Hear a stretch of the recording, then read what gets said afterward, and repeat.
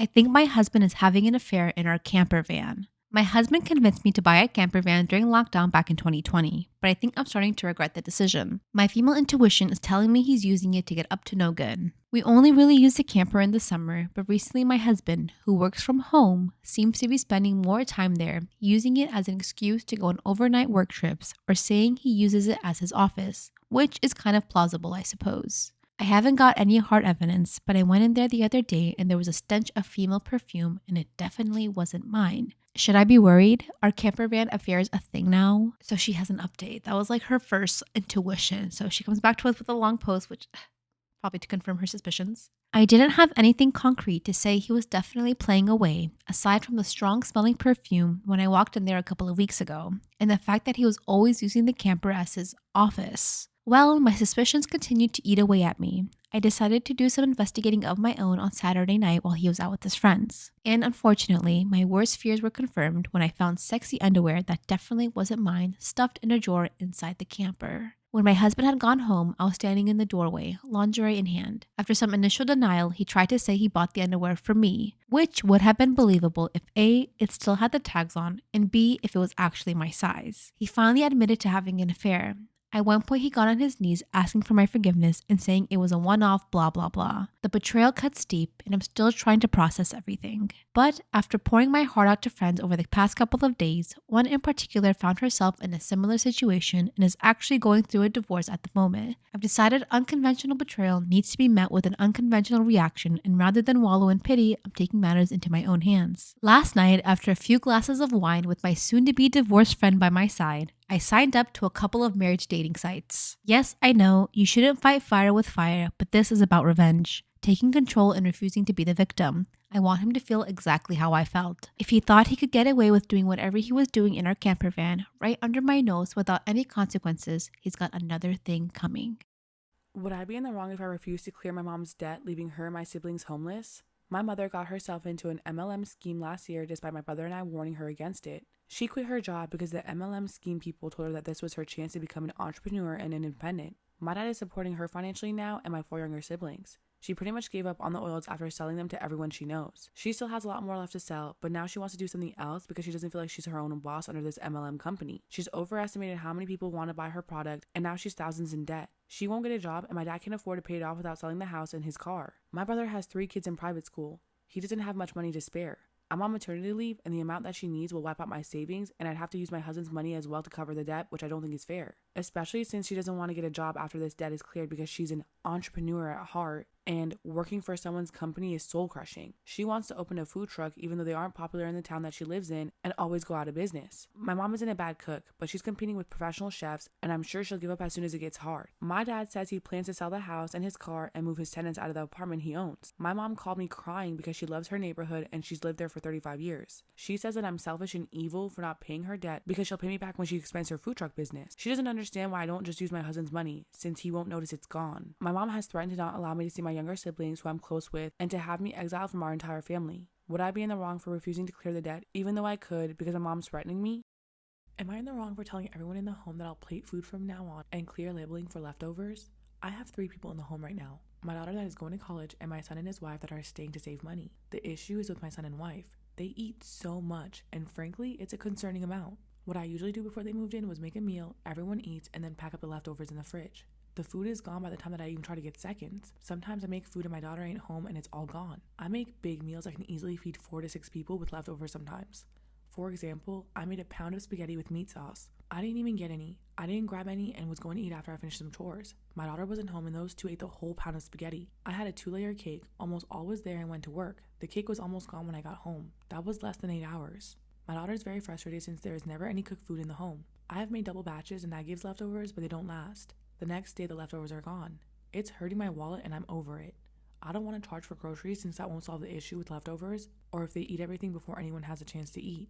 So I sat down and told them that I'll be plating everyone's food, that leftovers will be split evenly and labeled clearly. If anyone's still hungry, then they can go buy some more food to eat. I implemented it today. My daughter and I loved it since we could eat and have leftovers. They hated it and are still hungry. This has started an argument and they think that I'm a huge jerk. So am I in the wrong?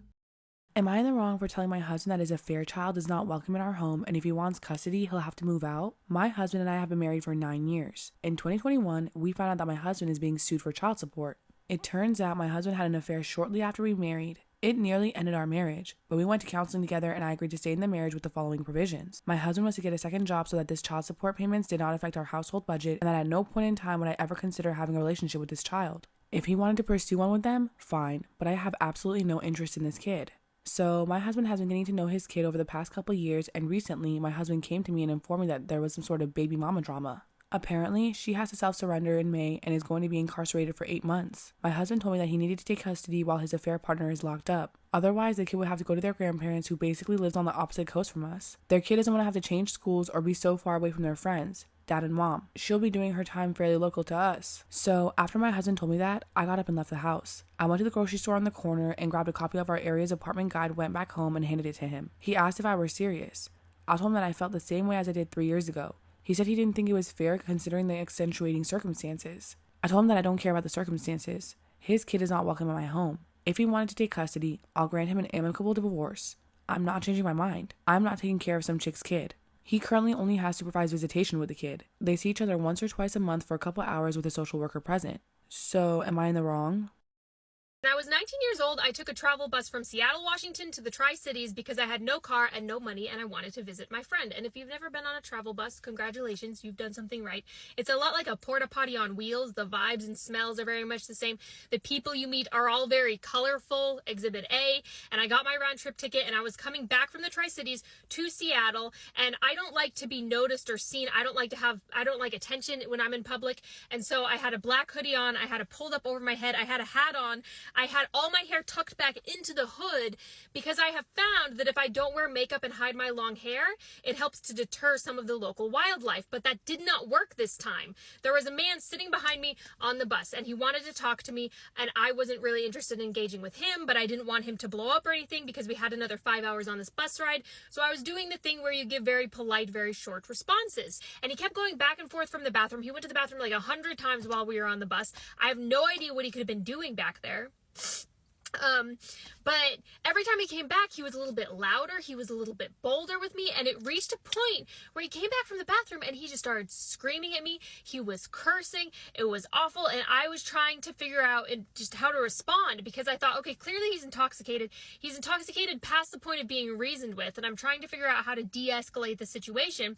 And a guy stands up. We'll call him Nice Guy. Nice Guy stands up and he says, "Hey man, leave her alone. You're making a scene. You're making everybody really uncomfortable."